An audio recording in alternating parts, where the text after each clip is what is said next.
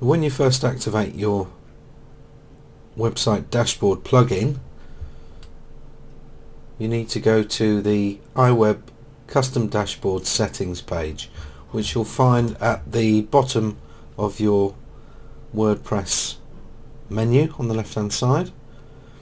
So if we click on that, you'll get the initial settings page, and it will be completely blank, ready for you to set up in whichever way you require. Now you've got a completely blank canvas here. If we take a look at what the customer or what the user will actually see when they come to the dashboard, we can just go to dashboard, hover over it and click iWeb custom dashboard. That's what your users will see when they come to the dashboard. So it's completely blank at the moment, ready for you to customize with videos, text, images, whatever you require there. Now if we have a look at a different one that I've already set up here on another site, you'll see that we can put our logo in. We have the title and some text here, and then we have some tabs. Now I'll show you what's in these in a moment, but the customer or the user will not see all your WordPress menu items here. What they're going to see is more like this. So they'll have access to the dashboard and back to the site, and they'll have access to their profile. But this is the part that you customize, so you can put in here whatever you wish. So we've got 5 tabs set up here and an introduction above it. Now the tabs we've used are noticeboard, so it's a great place to show any updates and things that you need your users to see. And you can see we've included a video area here. Now we've included a tutorials tab, so how to edit your business listing video, and then a link to actually edit the listing, how to add YouTube to your business listing and Vimeo video to your business listing. You can put whatever you like in here. We've included a special offers tab, so you could include things like coupons. We've included a support desk tab, which includes a video showing them how to get support, how to raise a ticket, and a link to the support website. And then we've added a contact form, so they can quickly fill in some details and send us an email direct from the site. Now in this video I'm going to quickly show you how we set this whole thing up. So you have a completely blank canvas in your settings page. Now let's nip over back to the site where it's already set up, and I'll show you the settings page that we've created here. So the header template area is what you see in this area above the tabs. So it's everything up here, including the logo. So let's just look at how we've done that. We've added some code for the image, and this code is showing our logo. So you need to add some code showing your directory logo. We've then added an area for the title, Welcome to the IT Directory Dashboard, which you can see in this part here. And underneath that we've got various paragraphs just explaining about the dashboard system and the tabs below, and you can see those just here in this text area. So this is what makes up the header template, and you can add media or add a form and use the normal code markup buttons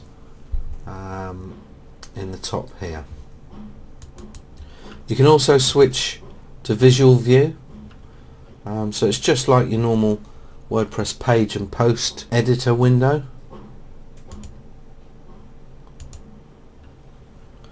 And down below we've got each of the tabs. To add a new tab, you just click Add New Tab, give the tab a name, and choose the tab type. Now we have three types here. Custom Dashboard is the main sort of tab that you'll use. Then we've got Page URL, which is for creating a link, and a widget, which is for using Google Analytics or a contact form. Now I'll come back to that one in a moment. For now we're just going to set up a normal custom dashboard tab called email, and we can then move into the area down below and put whatever we want in that tab. We then click Save Template, and it takes us back to the dashboard setting page, and we'll see that that new tab has been put onto the bottom of the list there. Now we have some controls here where we can grab it and move it, so we can move it to a different position, and we simply drag and drop. But then we do need to click Save Order Change. If we don't click this, that order change will not be saved. So if we now look at if we refresh what this looks like, we should see a new email tab here. Now it's got no content because I put nothing in it, but you can see how that works. To edit any tab, you just click on the edit button, and obviously to delete, you can click the delete button. Now there's on and off buttons at the side here which we can click if we're not, or we don't want to use that tab, but let's say we don't want to delete it because we may use it in future. You can just check that to off. Now I'm not going to use that email tab, so I can delete that one by pressing delete. To edit a tab, you just click on edit, and it calls up that particular tab. You can see the tab name and the fact that it's a custom dashboard tab, and here's the visual view and the text view. So you can see that this one includes a paragraph, a heading, and a video. The video is just an iframe taken from YouTube and placed in there. Once I've finished editing, I just need to click Save Template. I can move to other tabs using this drop down menu at the top, and I can go back to the settings page at any time just by clicking in the left hand menu here, iWeb Custom Dashboard.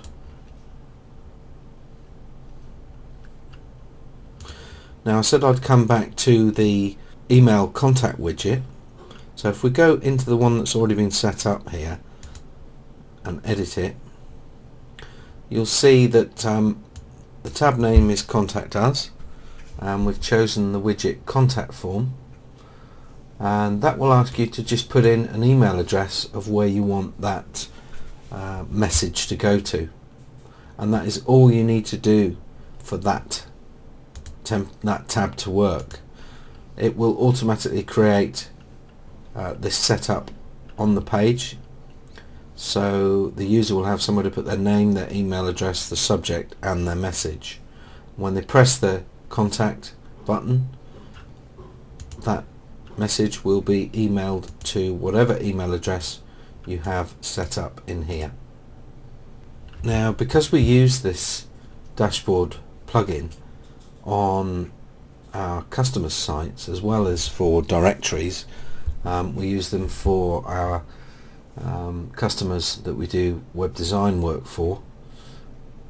we have included a feature to add a Google Analytics widget into the dashboard setting. So if I just briefly show you how that works, it wouldn't be relevant to your directory site because it would be analytics on the site itself rather than the customer's page. So you wouldn't want to add this to your directory sites for your customers, but you may want to add it to your other websites. So we'd give the tab a name of something like Google Analytics.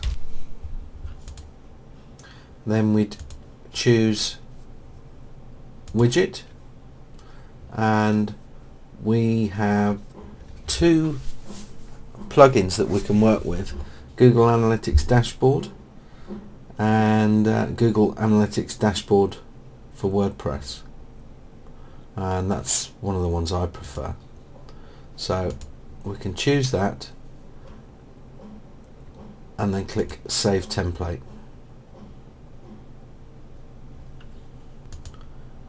Now from the dashboard settings point of view, that's all you would need to do, but you would have to have that particular plugin installed, obviously. So what the user would see, if we refresh this, is this tab for Google Analytics. And when he clicks on it, all the analytics would load from that plugin. Now obviously we haven't got that plugin installed on here, or else the analytics would be here. So you'd see the graphs and the other details that come from the Google Analytics Dashboard for WordPress plugin right here in the screen.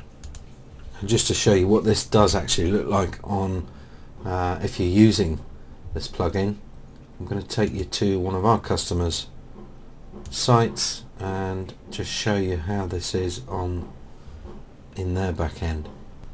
So here we are on the Google Analytics tab, and we can see all sorts of information which is really useful for them.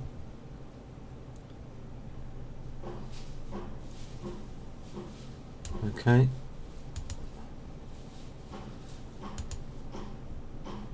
So you've got all sorts of useful information pulled in to the actual dashboard. Now the next thing I'm going to show you is another feature, which is we can actually have a tab which links to a page URL. So we could have something in here which could be a link